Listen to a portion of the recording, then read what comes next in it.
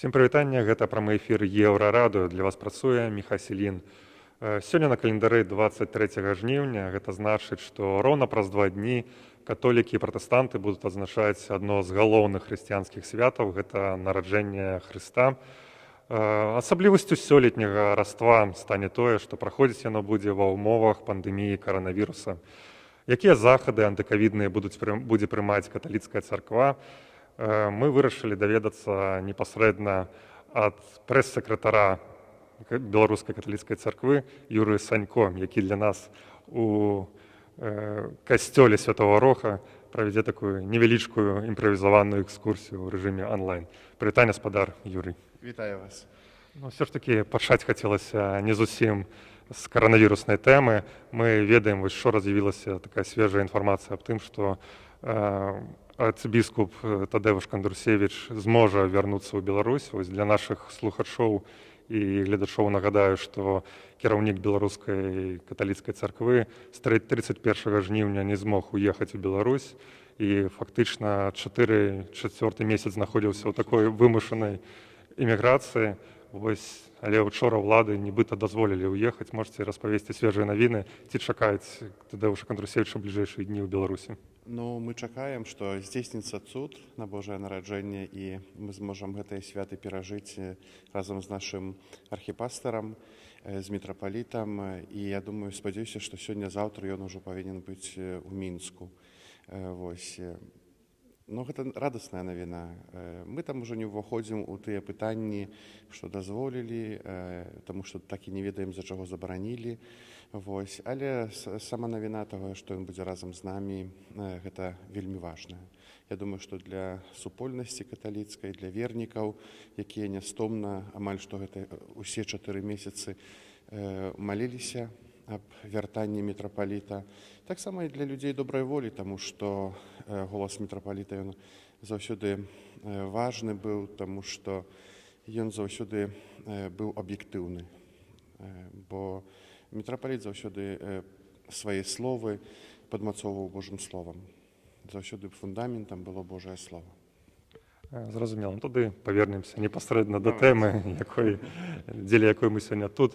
Распавядзіце ўвогуле, што чакаецца менавіта тут 25 снежня, якія будуць прымацца захады, якія выклікі ўвогуле для каталіцкай царквы сёлета ў гэтым годзе звязаны з каранавірусам.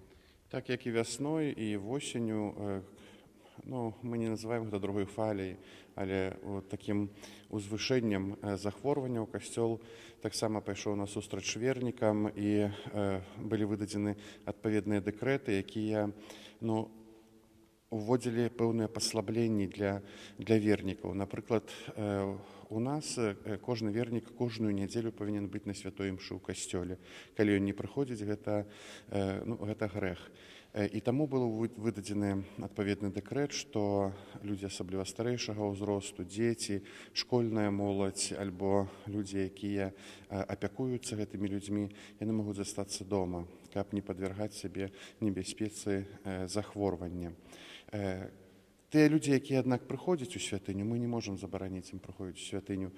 Мы, канешне, са свайго боку стараемся наладзіць, каб па магчымасці яны мелі забяспечыць і іх, і сябе. Таму пры ўваходзе ў святыню, у кожную святыню ёсць у нас антысептык. Людзі апрацоўваюць рукі, мы просім, каб яны ўсе былі ў масках.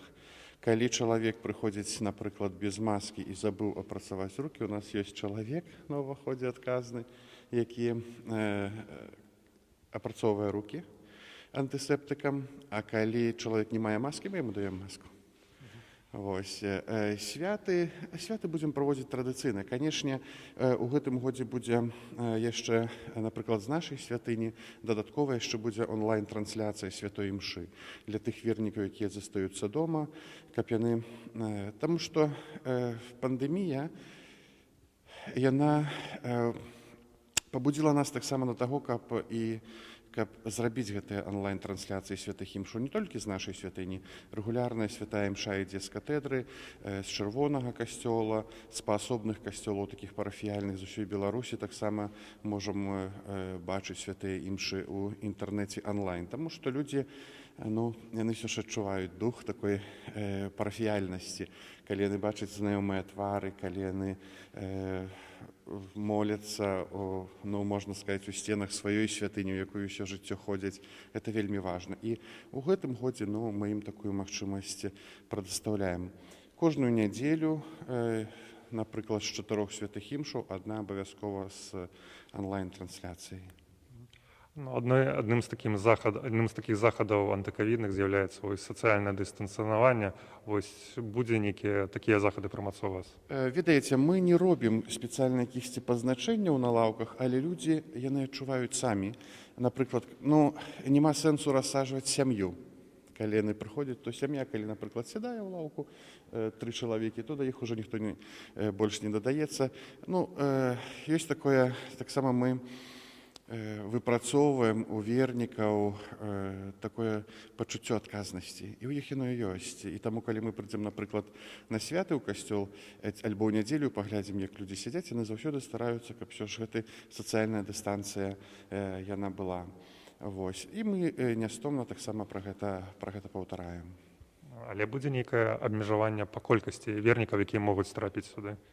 Ну, такіх абмежаванняў мы не ставім, аднак мы таксама, прадугледжваючы тое, што, напрыклад, шмат будзе вернікаў, мы заўсёды тады адкрываем уваход, ён поўнасцю адкрыты, і ёсць трансляцыя святой імшы на вуліцу. То есть ёсць у нас там дынамікі, і вернікі, якія застаюцца, напрыклад, на вуліцы пры касцёле, яны могуць таксама спакойна ўдзельнічаць, усё чуць, што адбываецца тут у святыні.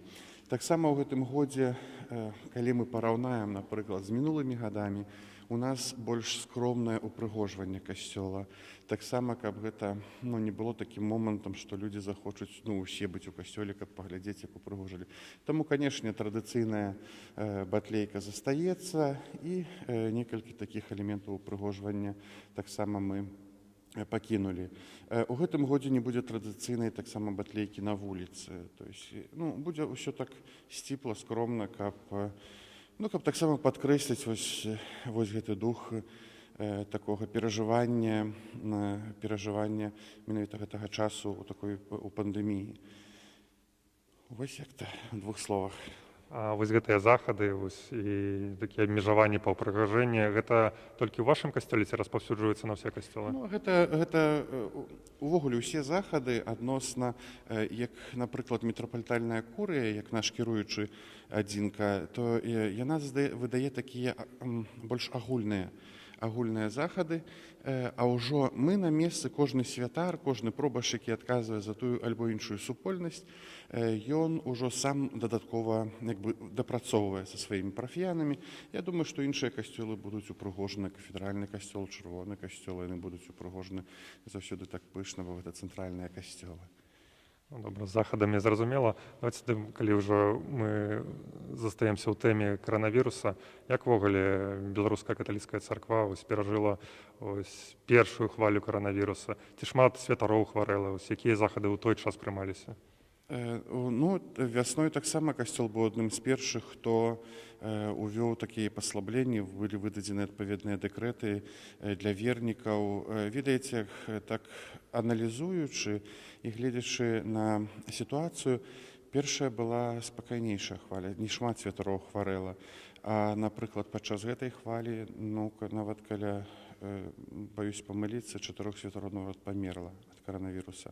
Вось, і шмат святароў у Мінску, асабліва у такія дні, калі мы ўспамінаем нашых блізкіх памерлых, у лістападзе першыя дні, ну, палова святароў мінскіх яна хварэла. У Мінску служыць каля 50 святароў. Вось, я асабіста перахварэў таксама, ну, больш лёгкай форме, гэта па-рознаму бывае, таму што але шмат святароў таксама былі і на ВЛ, і на кіслародзе, таму ну, вельмі непроста. Я думаю, што кожны заўважыў, таму што калі вясной мы толькі чулі, што дзесьці нехта захварэў, вось, то ўжо зараз гэта проста, ну, паўсюдна. І цяжка сабе ўявіць чалавека, які б сказаў бы, што з маіх блізкіх, з маіх сяброў ніхто не хварэе. Гэта проста, ну, была б фантастыка, і мы проста падумалі, што ён жыве дзесьці ў лесе адзін з вавёрачкамі.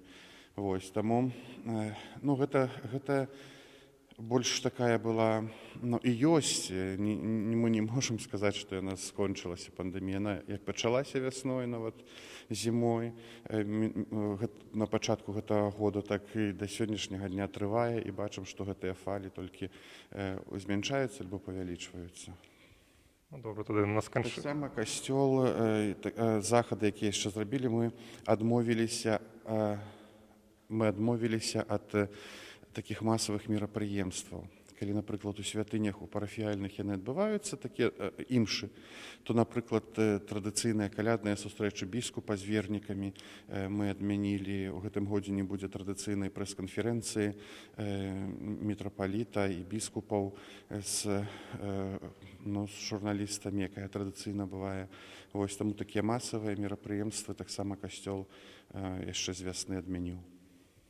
Зразумела. Ну, тады на завяршэнне хацелася б, можа, атрымаць нейкі там анонс на 25 снежня, што будзе адбывацца ў Мінску, у які час, дзе будзе пачатак. 25 снежня, вядома, незвычайнае свята. Мы ўжо пачнем святкаваць 24 вечарам пастэркай, святой імшой, якая адпраўляецца традыцыйна адпраўляецца апоўначы. Вядома, што ў Мінску з-за таго, што транспарт, у асноўным мы цэлебруем, напрыклад, у маёй святыні будзе святая імша ў 9 гадзін вечара, і мы ўжо пачынаем святкаваць, таму што традыцыйны вігілійны вечар, сям'я збіраецца, спажывае посныя стравы, ідзе на пастэрку, пазней вяртаюцца, і ўжо мы адзначаем свята. 25-га традыцыйна святыя імшы ўкладваюцца так, як па нядзельнаму раскладу. Больш урачыста, больш святочна. І так яно будзе. Таму запрашаем вернікаў і перажываць гэтыя святы. Жадаю, каб сапраўды мы перажылі іх у такім спакоі. Мы не адзначаем якуюсьці гістарычную дату. Свята Божага нараджэння гэта свята, якое змяніла, яно з'яўляецца святам планетарнага маштабу. Яно змяніла бег гісторыі.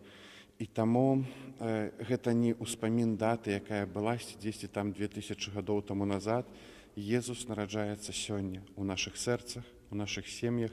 Я жадаю, каб мы адчулі, як дзіцятка Езус напаўняе нашае сэрца спакоем, дадае адвагі, аб'ядноўвае нас, каб мы сапраўды, як адна прыгожая беларуская нацыя, маглі з такой адвагай увайсці таксама ў новы надыходзячы 2021 год. Гаспадар Юрый, шчыра дзякую вам за гэтую гутарку. Нагадаю, што гэта быў прямы эфір Еўрарадыё з касцёла Святога Роха. Для вас працаваў Міхась Ільін.